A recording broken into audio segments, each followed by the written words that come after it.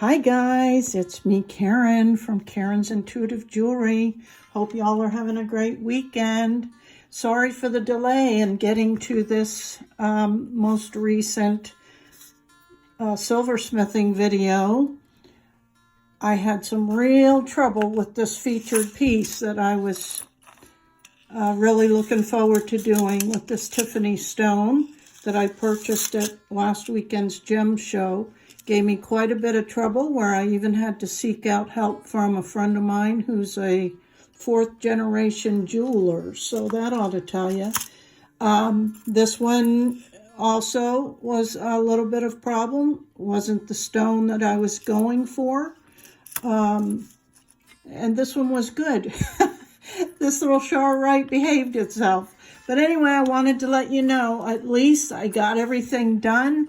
And I bring you reality tutorials. I try to show you everything that goes well and can go wrong. So I apologize if this is lengthy or that it was late getting to you, but it is what it is, as they say.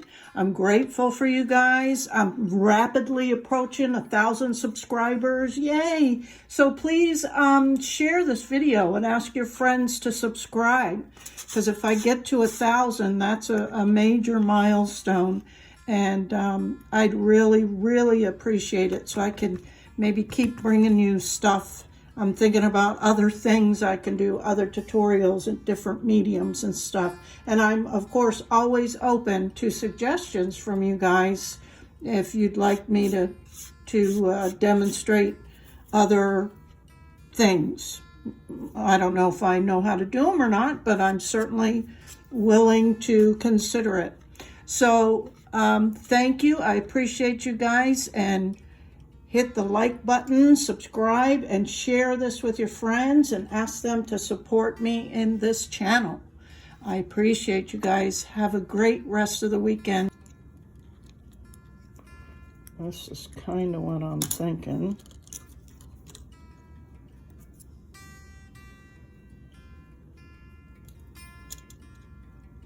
With this cool beaded wire around it. I think it'll be beautiful.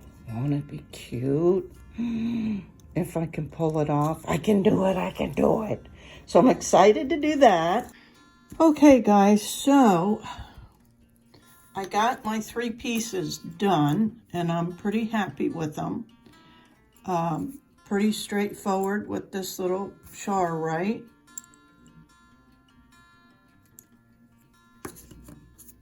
And I ended up adding the 925 stamp as well, and then this one is going to be amazing. This one was originally earmarked for this coral, I guess it is. Agatized coral from Honeymoon Island, just up the road here from me. But, and I think I shared that this was, the bezel was really tight, and I had to stretch it on the ring mandrel. Well, it fit after that. You all saw that clearly. But once I attached it to the back plate, it must have shrunk just a fraction of a millimeter. It'll fit in there, but it's not flush. And I tried stretching it with the back plate on. Nothing. I couldn't achieve it for this to lay completely flat. So I went digging around in all the hundreds of cabochons I had for something that would be decent and would fit properly, and found this pretty faceted rainbow moonstone. So it's gonna have to be its replacement. It's a little small, because typically stones don't fit and fall out like that, but I think I can make it work by carefully setting the stone. So that was a little disappointing, but at least I had something and decided to carry on, because I went back and forth with it. And for added identification that it was kind of meant to be for this stone, LOL, I stamped a couple of little moons on this.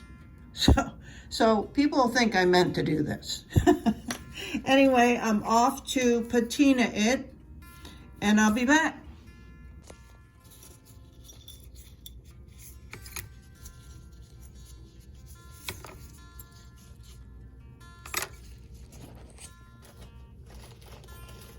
I thought I would give the steel wool a shot today. I always say I don't like it.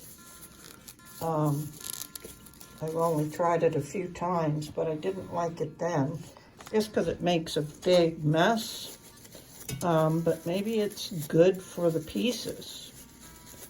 And so I have to do all this to all the pieces. And it's just going to polish the raised areas and leave the recessed areas dark.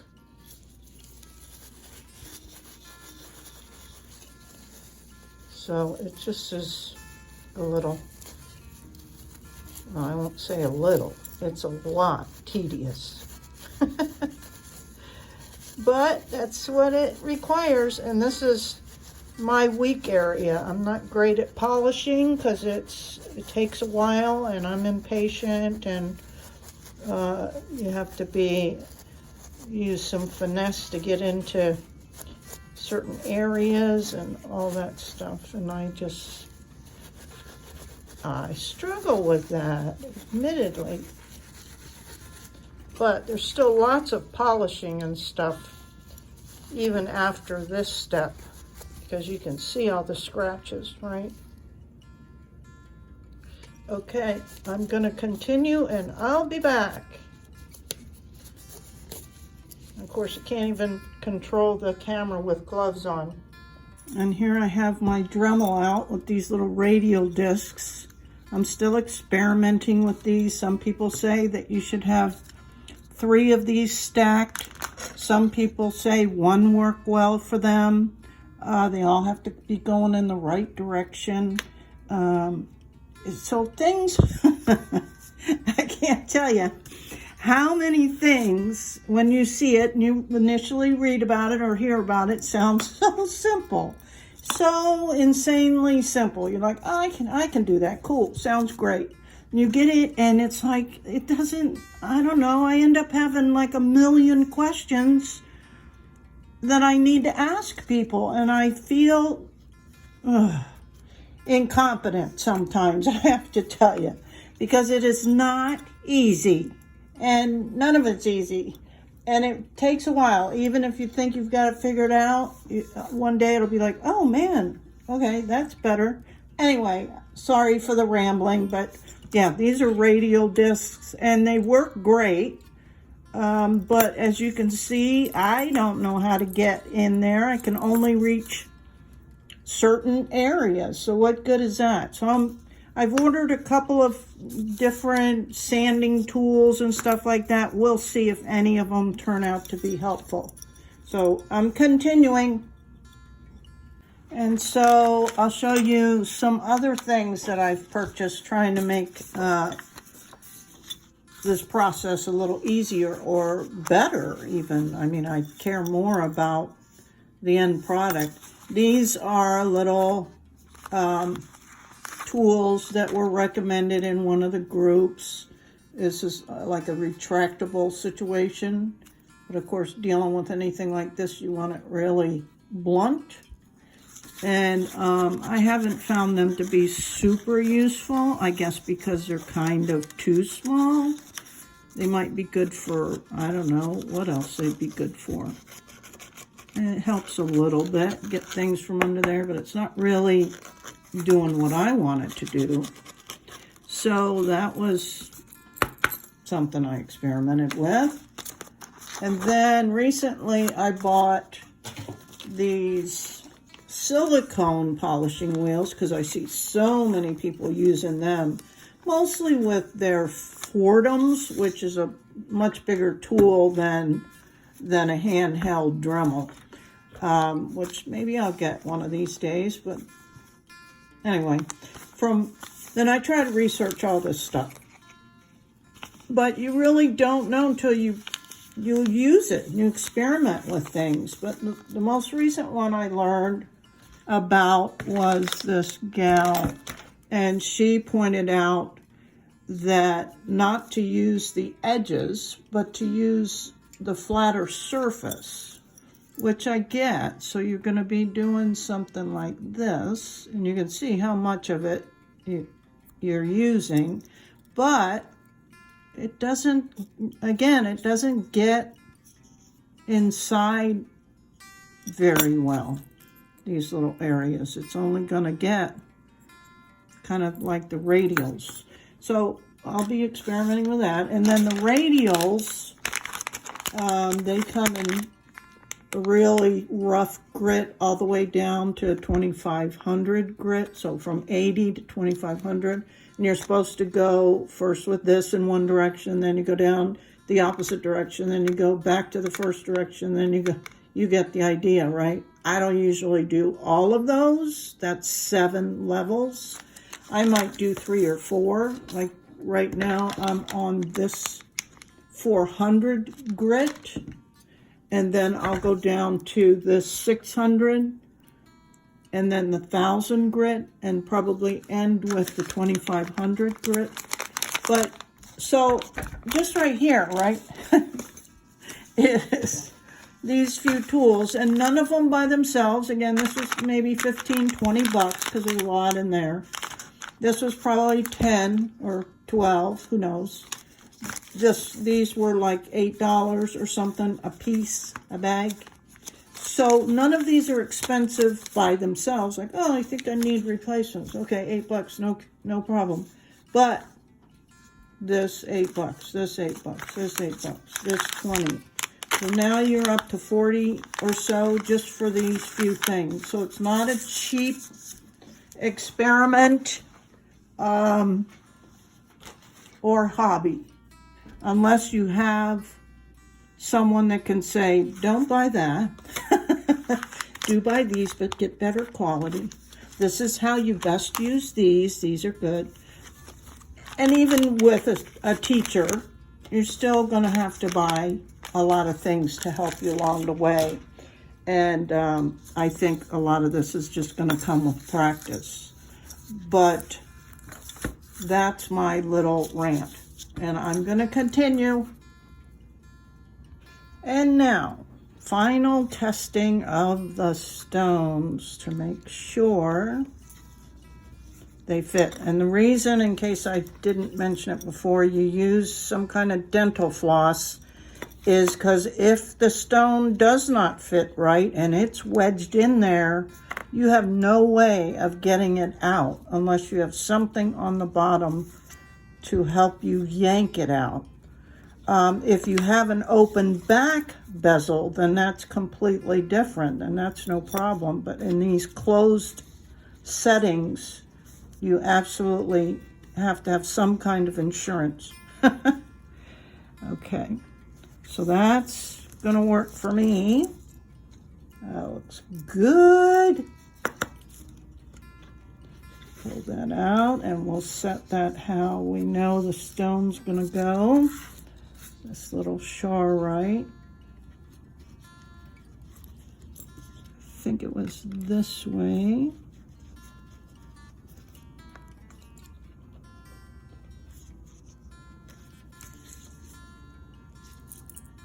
Yep.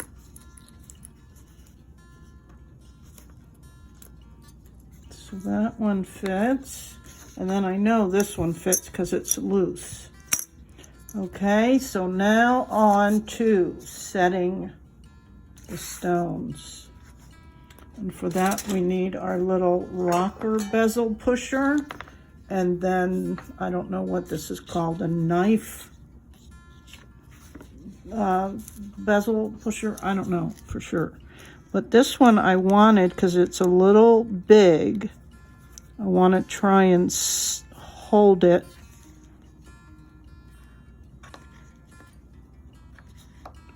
Do a little bit there. And then hold this here.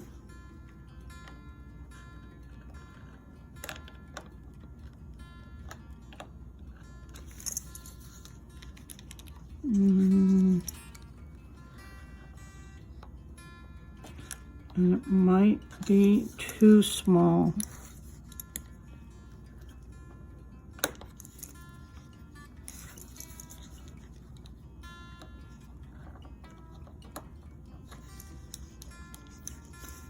Might be able to make it work.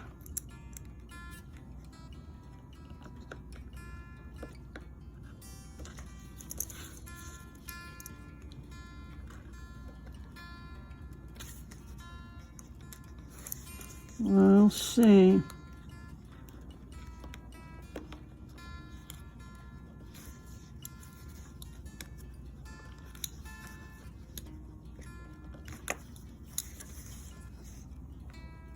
I think it'll be okay. All right, I'm going to continue. So guys, I just wanted to give you an update on the piece that I was so excited to do and thought that it was going to be really easy. Ended up not being easy for multiple reasons. One of the things was that the stone doesn't lay flat in there, so that was a problem.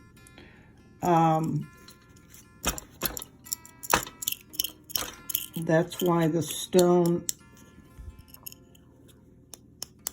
doesn't need to, as I say,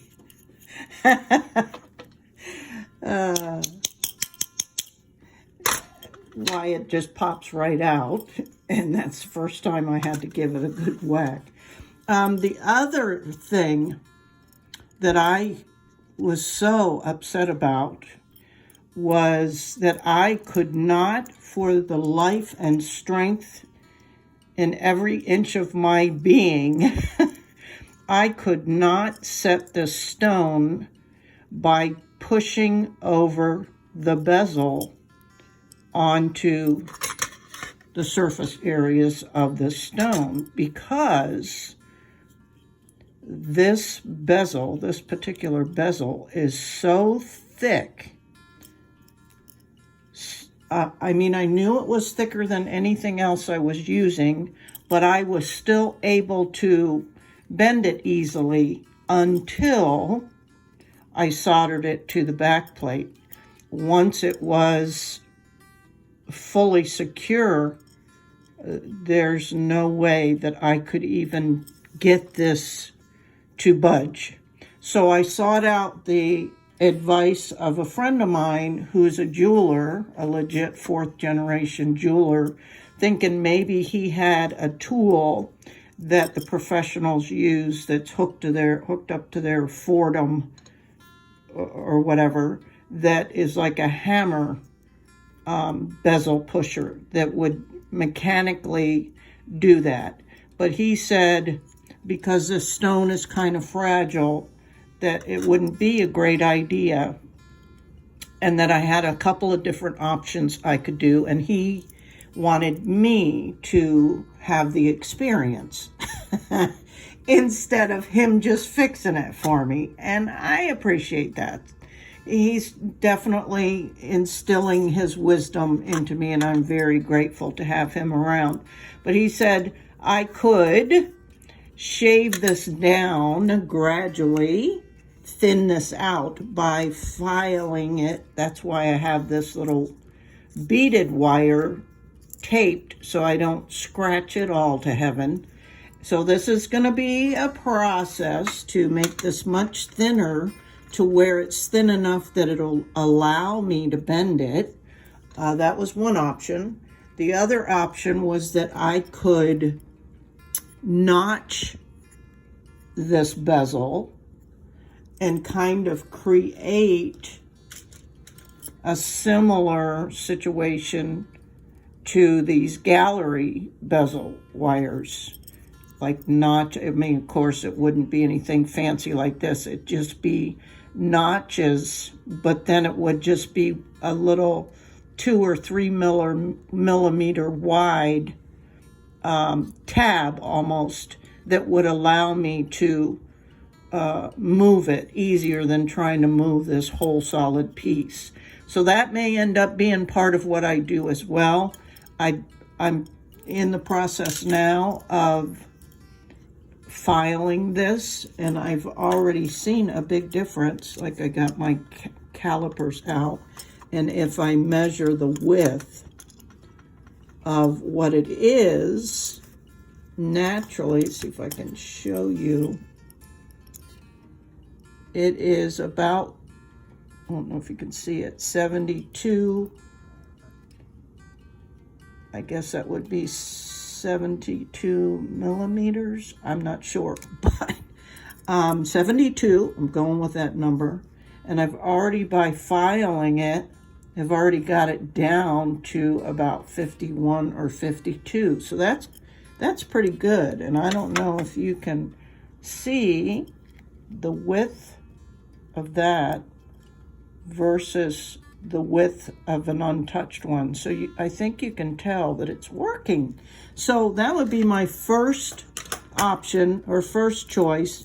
But of course, and that's gonna, because I'm scratching this to high heaven by filing it, but it'll require a lot more polishing up when I'm done either way. So I just wanted to give you an update on that, why I haven't put the video out yet, because I ran into all those problems. I did finish these other 2 pieces. Those were no problem. But what's the sense in doing a video on those 2? This was the main focus. So that's my update, and hopefully I'll be able to complete that this weekend. Thanks for being patient, guys.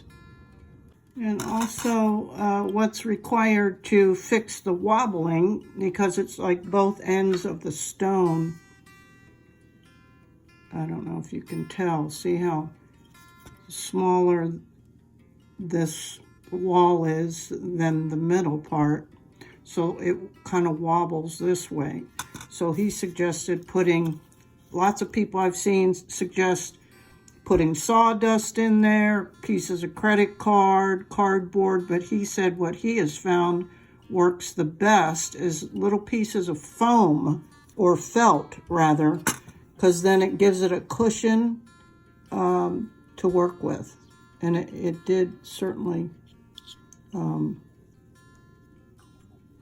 fix that problem.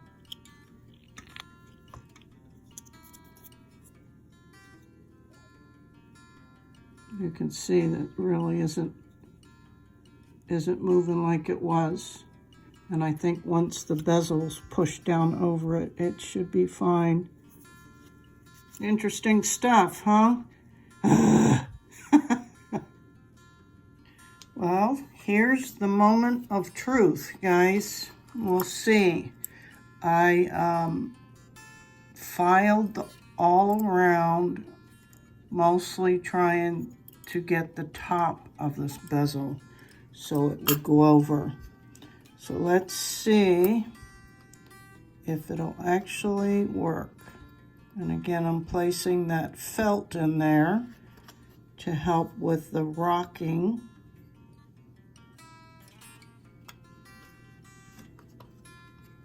Of that. Let's give this a try.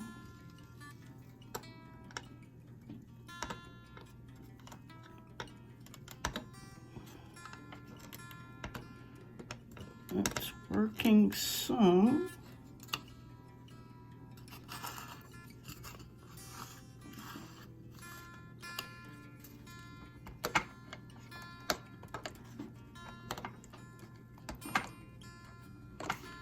Just hope it works enough. So I will continue and see if this is going to work. So the answer is no. It's still is not folding over. So next up, I'm going to try and do the tab setting, which is going to require a lot of measuring. So that's what I'll be starting now. Measuring 3mm lines all the way around.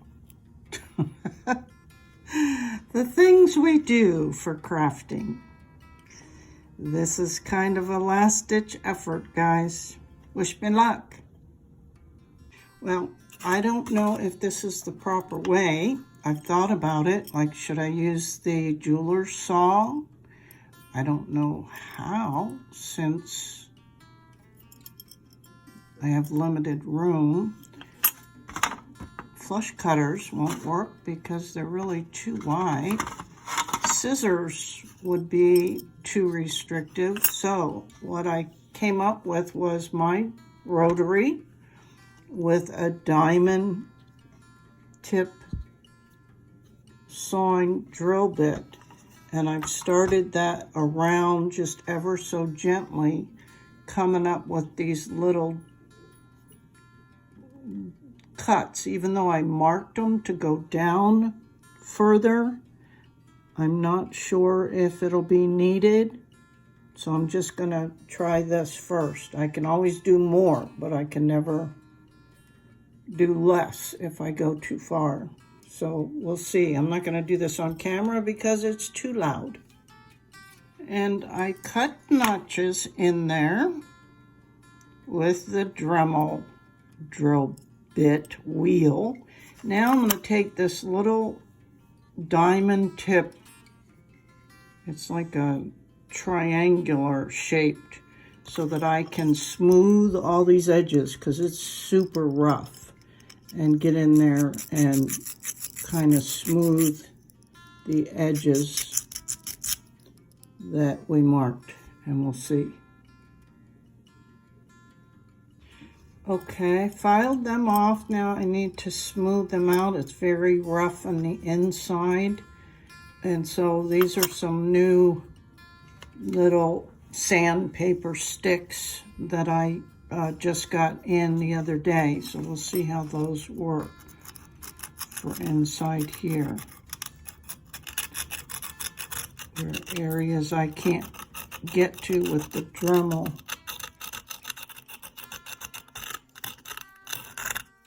I'll do that.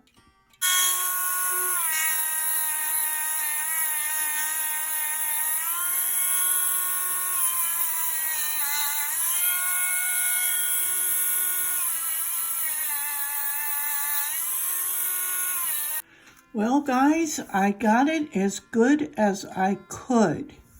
It's a very organic, irregular bezel, as you can see. Almost mimics a scallop. And I'm just gonna have to love it because it's my piece. The stone isn't exactly 100% stable. I mean, it's stable, it's just, it moves a tad, so I wouldn't sell it. I don't even know if you can see it, but I can feel it. It's very, yeah, I don't even think. So again, I'm nitpicking, right? But that's just what we do. But I love it. It came out, thankfully, with the help of my jeweler friend. I did mar it pretty bad in the back with all of this filing and pushing and pulling, and oy, boy, that was really tough. But a lot of firsts, lots of experience, and lots of lessons of what to do, what not to do in situations. But I think it turned out really, really beautiful, and it'll be something that I look back on for many years.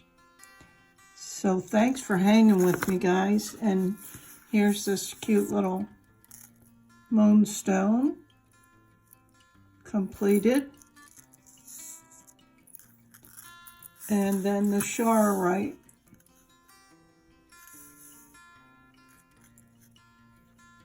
So it turned out good too. But you can do it on whatever chains. I always think that I'm too close, and I'm really not. Here's a much closer look. So I'm kind of wore out now. I think I'll be taking a break from this for at least a few days because I was really frustrated. But I'll tell you what, this polish is excellent.